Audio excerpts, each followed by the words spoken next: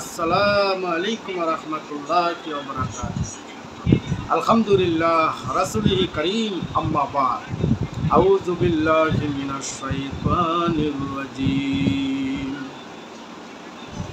বিসমিল্লাহির রাহমানির রাহিম। আলহামদুলিল্লাহ, আজকে আমরা আলোচনা করব আল্লাহ পাক আমাদেরকে তৌফিক দান করেন, সকলেই বলি আমিন। আমরা আজকে গুরুত্বপূর্ণ আলোচনা করব প্রিয় বন্ধুগণ, আমরা সুন্দর একটি আলোচনা করব নামাজ। নামাজ ও আমার আল্লাহ বলছেন নামাজ নামাজ নামাজ ছাড়ব না।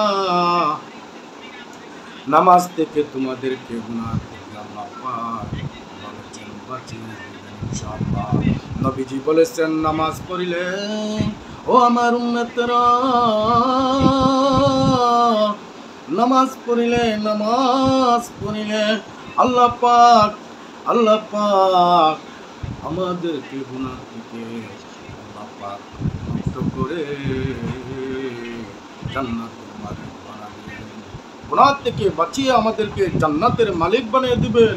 যিনি রব্বে কারীম, আমরা নামাজ পড়লে, নিয়মিত 5 ওয়াক্ত নামাজ সালাত আদায় করলে এবং হক হালাল পথে চললে, আমরা হারাম পথে না চললে আল্লাহ পাক আমাদেরকে ইনশাআল্লাহ মাফ করে দিবেন নামাজের দ্বারা ইনশাআল্লাহ। এই জন্য আমরা সকলেই নামাজ নামাজ নামাজ পড়ব ইনশাআল্লাহ। আল্লাহ পাক আমাদের সকলকে তৌফিক দান করেন। এই নামাজের অনেক গুরুত্ব আলহামদুলিল্লাহ। আল্লাহর হাবিবও বলেছেন নামাজ ছাড়া কোনো উপায় নাই। একমাত্র মুসলমান আর ইহুদিদের ভিতরে পার্থক্য হলো নামাজ।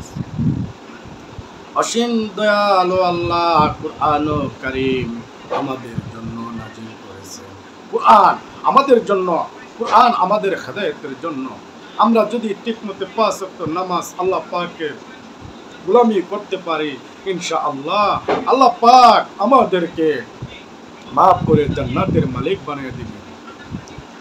আল্লাহ পাক এও বলেছেন নামাজ থেকে অন্য অশ্লীলতার থেকে, অন্য গুনাহ থেকে আল্লাহ পাক আমাদেরকে বাঁচিয়ে দিবেন।